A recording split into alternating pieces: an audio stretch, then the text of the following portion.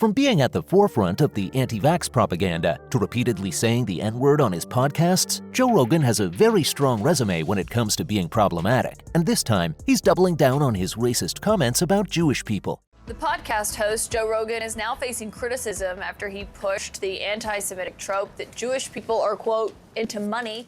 If Rogan were a Marvel character, his superpower would be his ability to summon an angry mob of people outside his house. I don't know why, but the man never seems to learn from his mistakes. You have opinions about politics that they disagree with, which is a very dangerous and bizarre turn of events. Well, it's your fault, actually. I told you, I think. He was crying about the cancel culture in a recent JRE episode. That isn't new, but this time, he's managed to aggravate people from all across the political spectrum. You heard that right. The left and the right finally see eye to eye on something. Nothing like good old-fashioned hatred to unite the people. Rogan essentially blasted Republicans for removing Ilhan Omar from the House of Foreign Affairs because of her anti-Semitic remarks. He cited a tweet from 2019 in which Omar denounced U.S. backing for Israel, writing, "It's all about the Benjamins, baby." Omar has since apologized for the tweet and accepted that it was anti-Semitic, but Rogan has a different take. He's doubled down instead, saying that she shouldn't have apologized.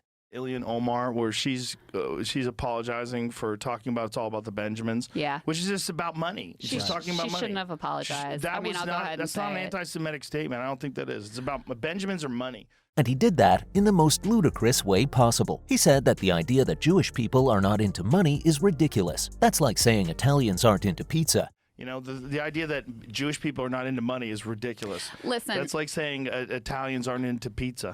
It's My man put out two racial stereotypes in the same breath. He said this while speaking with Crystal Ball, a guest and former MSNBC contributor. She chimed in too, claiming Omar could have framed her tweet differently, but thought she shouldn't have backed down. There's a very clear explanation. Can you not talk about the influence of money in D.C.? Of course. This is very obvious. There's a very obvious reason. According to Ball, the reason why there has always been a one-party consensus on their policy toward the Israeli government and a complete incapacity and unwillingness to criticize it has to do with the organization and, yes, money. Even though Rogan originally said yes, he immediately clarified that whether you agree with Omar or not, she has a bold view, and she's not the only one who thinks that. Her opinion is shared by a lot of people, and they should have representation as well. Yeah, and what exactly is that opinion, Joe? And who do you share that opinion with? Care to explain yourself? No amount of good phrasing can alleviate these statements of their gross anti-Semitism, period. And a lot of good people share this opinion too. So let's take a look at the kind of people that this dude has very effectively managed to piss off. Well, naturally, people on Twitter were the first ones to shut him down. Richie Torres wrote that the idea that desire for money is something that's specifically Jewish is anti-Semitic rubbish, and that it should never be fed to an audience of millions. The purpose of our event is to raise awareness about anti-Semitism in our society. The ADL has released a report that reveals the breadth and depth of anti-Semitic belief in our society.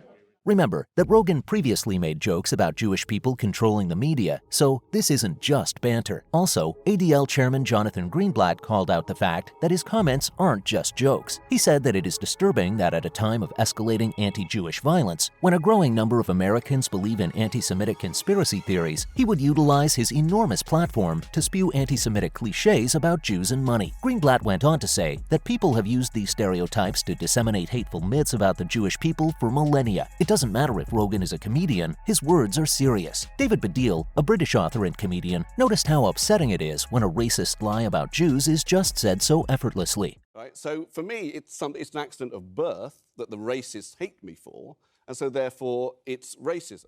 And that too on one of the largest podcasts in the world. But no one seems to care. That no one was mainly referring to Spotify itself, and other Twitter users have also criticized Spotify for platforming Rogan. He keeps doing the same thing over and over again, and Spotify goes ahead and signs a $200 million contract with him. This really does beg the question, do they care? In light of the upcoming expiration of Joe's contract with Spotify, insiders say that Spotify execs are finally on the verge of taking action. I don't know how true that is though. Team members asked asked Spotify CEO Daniel Ek to fire JRE, but Ek refused, saying that Rogan is important to the platform's growth. He said that it isn't the company's responsibility to dictate the discourse of his program. Come on, Ek. You know that free speech jargon means absolutely nothing, and that you only care about one thing. Call me crazy for reading too much in between the lines, but it doesn't sound like you care, Ek. Many sources verified that the episode, which, by the way, hasn't been removed, didn't violate any Spotify policies, but others have attested that staff members are definitely not happy with Rogan's remarks, and that discussions regarding whether the rule should be changed are still going on within the organization. I'm not sure if I'm reading the same guidelines as they are, though. According to Spotify policies from last year, they're pretty against content that incites violence or hatred towards a person or group of people based on ethnicity or religion, or makes dehumanizing remarks about a person or group. Joe's failure to address the matter, much less offer an apology, and Spotify's complete disregard for it are both incredibly disappointing. All they have to offer is a semi-auto-generated response that Spotify has made substantial investments in both human and algorithmic detection techniques, and that they hope to help guarantee that their platform delivers a safe experience for everybody. Imagine a platform saying that when Rogan has literally built a reputation for being controversial on it. I do believe in one thing though. Spotify may have had enough after Kanye West's anti-Semitic rants raised sensitivity to statements that demean Jewish people, and no matter how it looks, things might not be all that cozy between Joe and Spotify. According to a source, Spotify is sick of apologizing for statements that it disagrees with, and in some cases finds repugnant. And a Semaphore report from February says the company's relationship with the former Fear Factor presenter has frayed. So, while the guys at the top of the corporate ladder might only care about securing their piggy banks, it's reassuring that the situation isn't the same throughout the entire company. Also, remember that 3.5-year deal. The arrangement included possibilities to renew it, according to prior statements made by company representatives to the New York Times. But now, many executives feel that stepping away from him would be the greatest financial choice Spotify will ever make. And honestly, that's just music to my ears. This was a long time coming, because Rogan has a history of making offensive jokes on his podcast and disseminating false information. The Proud Boys, former Breitbart editor Milo Yiannopoulos, and conspiracy theorist Alex Jones are just a few of the problematic people he's hosted. Spotify, thankfully, has removed most of those episodes. He's also faced criticism for defying generally agreed-upon medical advice on the COVID-19 virus in his program, and advertising young, healthy individuals not to get vaccinated. JRE's COVID conspiracy era was probably its biggest cash cow. He's even had a well-known anti-vaxxer, Dr. Robert Malone, on the show, and they had their fair share of fun floating a number of debunked conspiracy theories. These included things like the COVID-19 vaccine changing your genes, that getting vaccinated after receiving COVID-19 increases your risk of side effects, and that the vaccine poses greater health risks than the disease itself. None of these assertions were ever true. Also, did I talk about him constantly using the N-word yet? There's a video floating online that's like a compilation of him using the N-word over the past 12 years of his podcast. He says it 24 times. He did come forward and apologize for his shameful past though, but judging by the way things still are, I don't think that mattered at all. Well, that was on Joe Rogan doubling down on his racist comments. My sincere and